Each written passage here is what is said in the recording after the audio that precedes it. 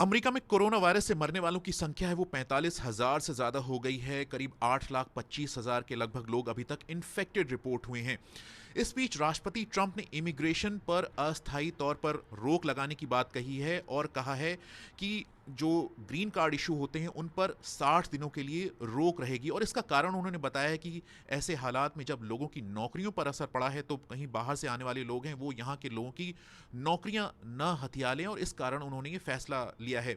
पिछले कुछ हफ्तों में करीब 2 करोड़ से ज़्यादा लोगों की नौकरियों पर अमेरिका में असर पड़ा है और कई परिवारों के लिए हालात अच्छे नहीं हैं। लेकिन ऐसा नहीं है कि अमेरिका में जो वर्कर्स आते हैं काम करने के लिए उनका आना पूरी तरह से रुक जाएगा। रिपोर्ट्स जो आ रही हैं उसमें कहा गया है कि जो खेतों में काम करने वाले लोग हैं या फिर जो दूसरी तरह के वर्कर्स हैं उनका आना या फिर उनके जो वीज़ा का प्रोसेस होना वो जारी रहेगा। और इसका कारण बताया गया है कि अगर ऐसा नहीं होता जो बड़े बिजनेसेस हैं उन पर असर पड़ सकता था, उनके प्रॉफिट्स पर या फिर उनके बिजनेस पर असर पड़ सकता था, तो इसलिए ये छूट दी गई है। अभी इस फैसले के बारे में और जानकारी आनी बाकी है, लेकिन जो लोग महीनों से हफ्तों से ग्रीन कार्ड का इंतज़ार कर रहे होंगे उनके लिए ये अच्छी खबर नहीं है। एक सोच ये भी है कि ऐसे हालात में जब इस क्राइसिस के कारण अमेरिका में वैसे ही आना जाना बहुत कम हो चुका है तो इसका ज़मीन पर कितना असर पड़ेगा ये हमें अभी देखना होगा।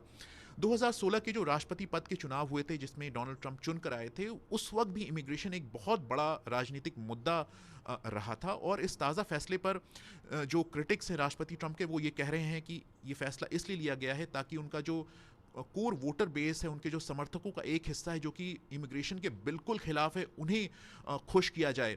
और ये जो कोर वोटर बेस का हिस्सा है वो हमेशा से ही इमिग्रेशन पर पूरी तरह से रोक लगाए जाने की बात करता रहा है और वो भी इस ताज़ा फैसले से खुश नहीं है और उसका कहना है कि इसमें और कड़ाई लाई जानी चाहिए, इसको और कड़ा किया जाना चाहिए और पूरी तरह से रोक लगनी चाहिए इमिग्रेशन पर।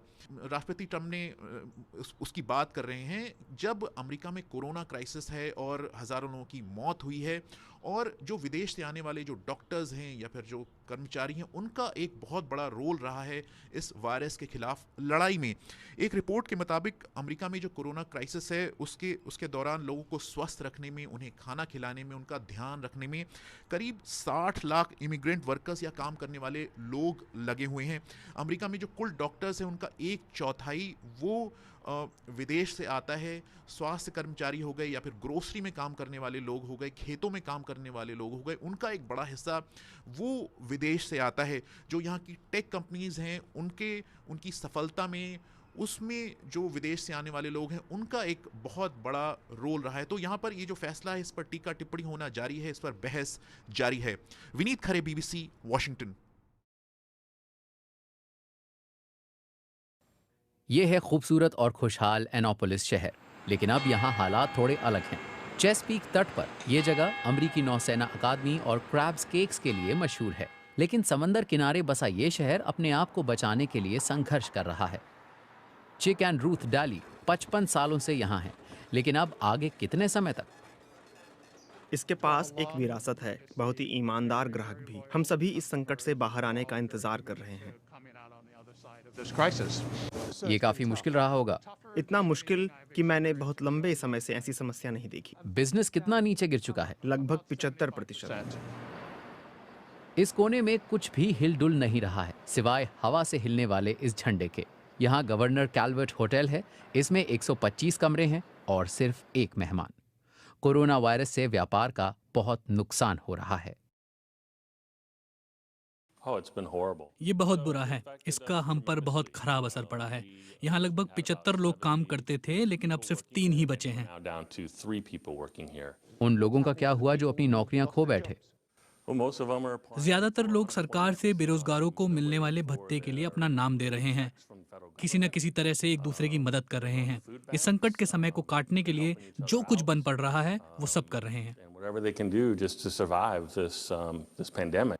3 हफ्ते पहले कांग्रेस ने छोटे व्यापारों के लिए $350 अरब के राहत कोष की स्थापना की, जिसमें अब पैसे खत्म हो चुके हैं। इसे दोबारा खोलने के आग्रह हैं, लेकिन मैरीलैंड के गवर्नर सावधानी बरत रहे हैं। हम अपनी अर्थव्यवस्था को वापस रास्ते पर आते देखना चाहते हैं। हम चाहते हैं लोग काम पर वापस जाएं, लेकिन हम इसे सावधानी के साथ करना चाहते हैं। हम जल्दी में खराब फैसले नहीं ले सकते। राष्ट्रपति डोनाल्ड ट्रंप ने ट्रक ड्राइवरों से मुलाकात की है। ये वो लोग हैं जो अमेरिकी अर्थव्यवस्था के लिए बेहद अहम हैं। Thank God for truckers. That'll be our theme. Thank God for truckers. We've had no problem. Trump ने आने वाले दिनों में कोरोना वायरस से प्रभावित राज्यों से प्रतिबंध हटाने के लिए योजनाओं की रूपरेखा तैयार की है और देश के राज्यों से जल्द इसका पालन करने के लिए कहा है।